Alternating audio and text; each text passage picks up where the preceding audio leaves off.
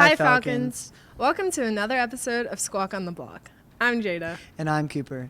As you know, there are many scientific terms for everything. And I head out to see how many of you guys know what the epidermis is. Your epidermis is showing. Epidermis? Yes. What's that? What that is? My epidermis? Epidermis. Do you know what that is? No, I don't know what an epidermis is. My skin. Epidermis? Is that like dentist? Dentist. My skin? Yes. It's my skin. That is your skin. Yeah. Yep.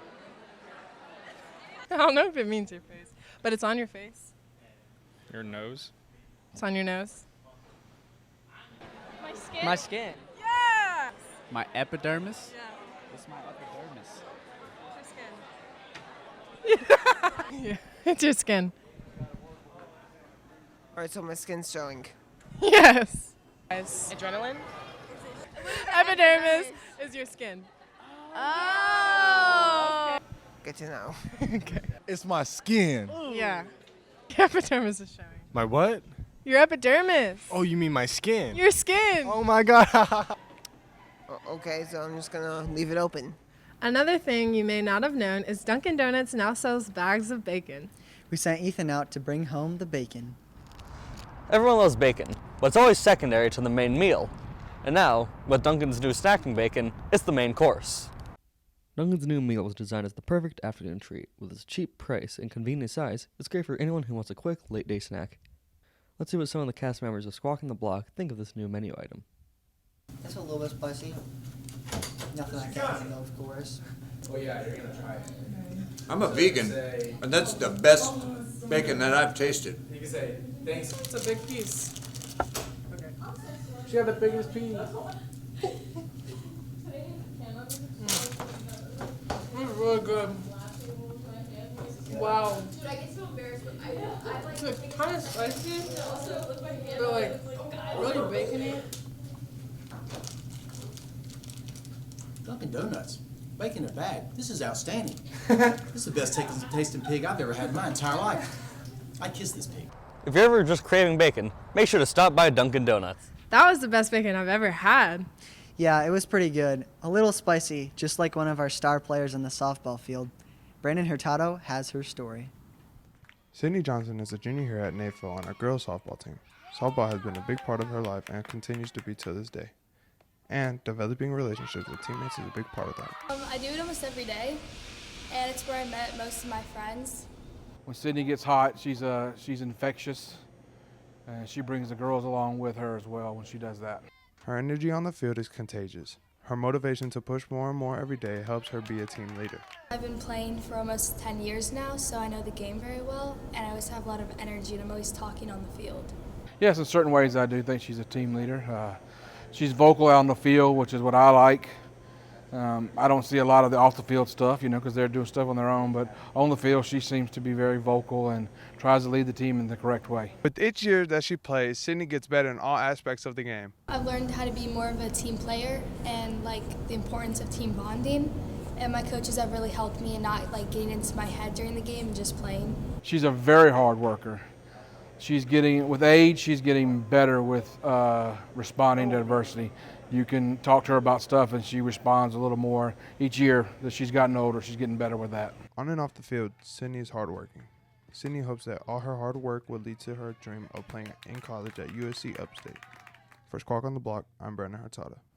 Sydney is a really hard worker, and it looks like it's paying off for her. Speaking of hard work, there hasn't been a team working harder than our tech crew for our new upcoming musical, Cinderella. Let's take a look. Each year, our theater performers and crew work endlessly to pull together an amazing production. Our spring musical for this year, Cinderella, will require all hands on deck to make the magic happen. This year we chose Cinderella because what we've been doing is every other year we do a kid-friendly show, and last year with Young Frankenstein and being at very adult themes and things like that, we wanted to do something much more family-friendly.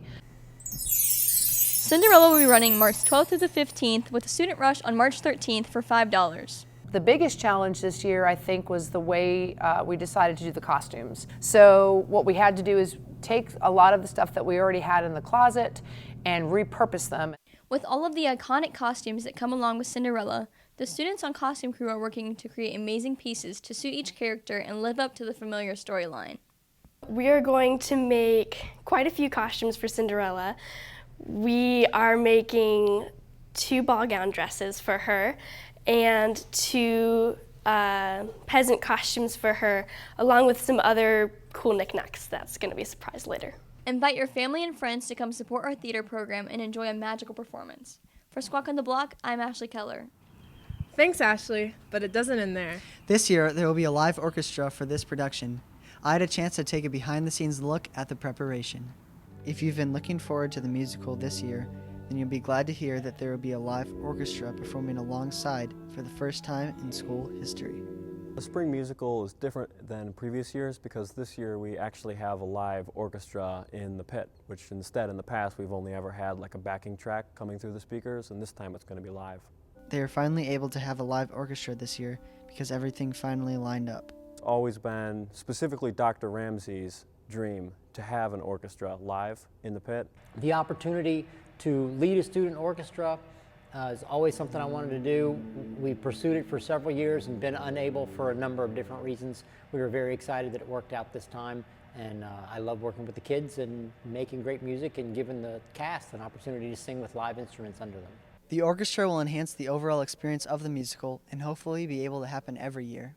Since this is the first time we're doing a student orchestra, I hope that they enjoy it and that the students get a chance to see how live instruments can change the way it sounds and make a greater emotional impact with the show. Despite live performances being much more difficult, the orchestra actually prefers it over a pre-recorded track. Instead of doing a live track where we always have to go the same way every time. This way we have the opportunity to be a little more flexible with tempos and some of the other cues and timing. By having this be the first year that we have a live orchestra, I would hope that it would set the precedent for an orchestra in the future every year. Make sure you come and check out the impact the orchestra has on the show sometime this weekend. For Squawk on the Block, I'm Cooper Matthews. Along with the musical, there are a lot of other things going on this week. Here's another edition of Kareem's Corner to keep us in the loop.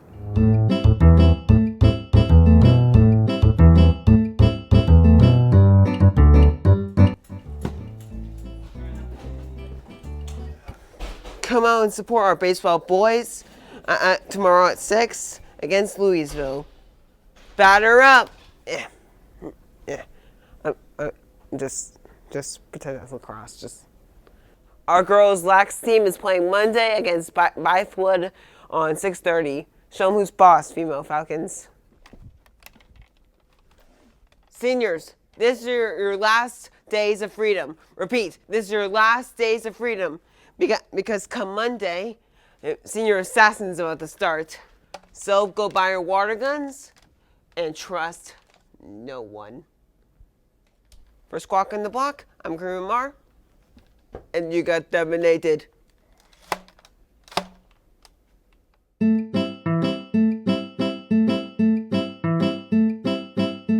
And that's it for this episode. Thanks for watching. We'll see you next time.